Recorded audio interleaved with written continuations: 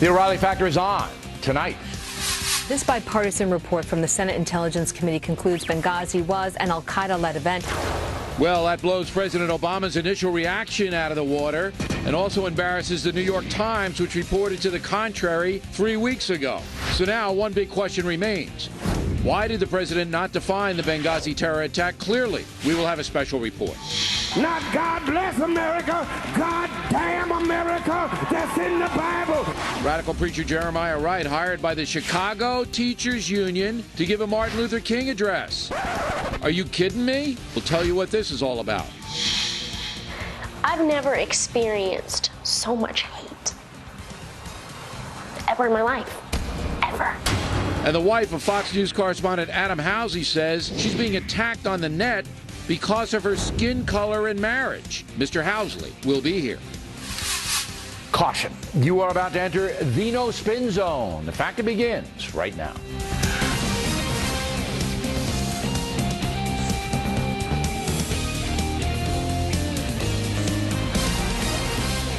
Hi, I'm Bill O'Reilly. Thanks for watching us tonight. More controversy over whether the Obama administration has told the truth on Benghazi. That is the subject of this evening's Talking Points memo. Today, the Senate Intelligence Committee issued a report that says flat out that individuals tied to al-Qaeda groups were involved in the Benghazi attack, directly contradicting a recent New York Times report.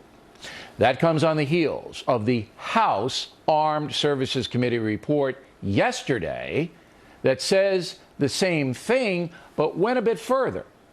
The House says then Secretary of Defense Leon Panetta and the head of the Joint Chiefs of Staff General Martin Dempsey both label the attack a terrorist action, and Panetta told President Obama that on the day the attack happened, 9/11.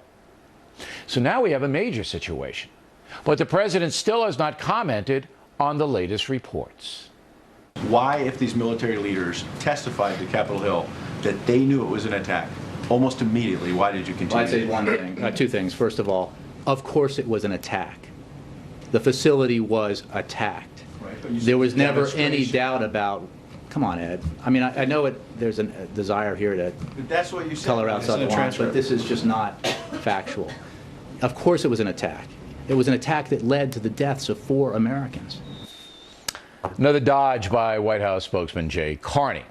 The Senate Intelligence report out today also says the terror attack on Ambassador Stevens and other Americans could have been prevented because the CIA told the State Department under Hillary Clinton that the security situation in Benghazi and Libya in general was getting much worse. Yet the State Department did not beef up security, even though it was warned. Again, according to the Senate report out today. Now, all of this should trouble every loyal American, and politics should not be a part of it. We need the federal government to be proactive in protecting Americans from terrorists. And ironically, that's what the National Security Agency is supposed to do, but the NSA may be overdoing it. New information again out today says that the NSA has tapped into computers all over the world to track terrorists. That has led to yet another outcry against the massive spying apparatus the Obama administration has in place. Somehow the president has to sort all of this out in a very clear and concise manner. We, the people, need to know why the world was misled about Benghazi, and we need to know what the NSA is allowed to do and what it should never do. And we need to know those things now. And that's a memo. Now for the top story. Joining us from Washington, Fox News military analyst Chuck Nash and Ed Henry, who covers the White House for FNC. How serious is this Benghazi story getting for the president, Ed?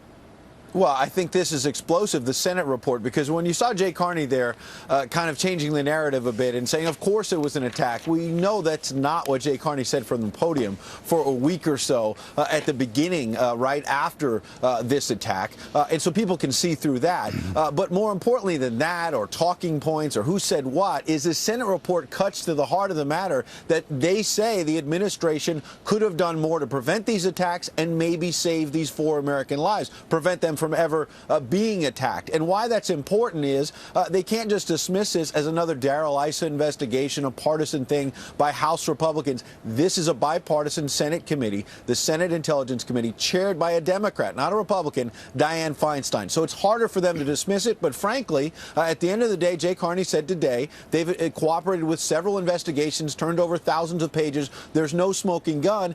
And since most of the media has largely ignored this story or downplayed it, it's hard to see how, even though this report is pretty explosive, it's hard to see how it changes the narrative and either affects the president in a major way or affects Secretary Clinton. There are some Americans bored with it. They don't want to hear any more about it. Now, Talking Points tomorrow is going to analyze the reportage tonight on the 3 network news broadcasts and how other cables are handling these reports, first from the House yesterday, now from the Senate. But President Obama hasn't said anything about it. You haven't gotten any statement from the president about any of this, right? We have not. He commented in the last couple of days on the Gates book. Obviously, there were explosive allegations about his leadership in that. Now this report came out today, and in fairness to him, he was in North Carolina. He was not here the entire day. We'll see over the next couple of days. Is North Carolina in America? It is in America. Do they have phones? Reporters were there. They have cell phones there? I think that he didn't make himself available, but maybe in the next couple of days he will. Here's the bottom line, I think, though, with him and Secretary Clinton, is that, look, Secretary Clinton may regret, as some people here at the White House may, with the dismissive nature of which they've handled this whole investigation. What does it matter, right?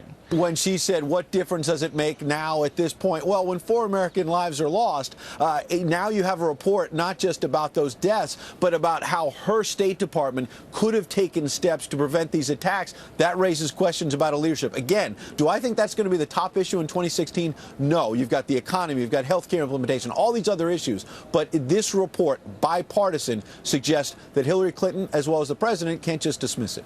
All right. Ed Henry, now let's go to Captain Nash. Part of the report deals with the lack of urgency on the part of the State Department. I mean, that's what Ed was getting at, that they were warned by the CIA in very explicit terms. There's a big danger in Libya and Benghazi. Al-Qaeda guys are all around there. You better watch out. You better take plan. And they did not. However, it is true, is it not, Captain, that Ambassador Stevens, who was slain on 9/11 that night, he rejected any attempt to up the security, correct? Yeah, but let's put that in perspective, Bill. He had, and Embassy Tripoli had gone in multiple times, repeatedly asking for more and more security.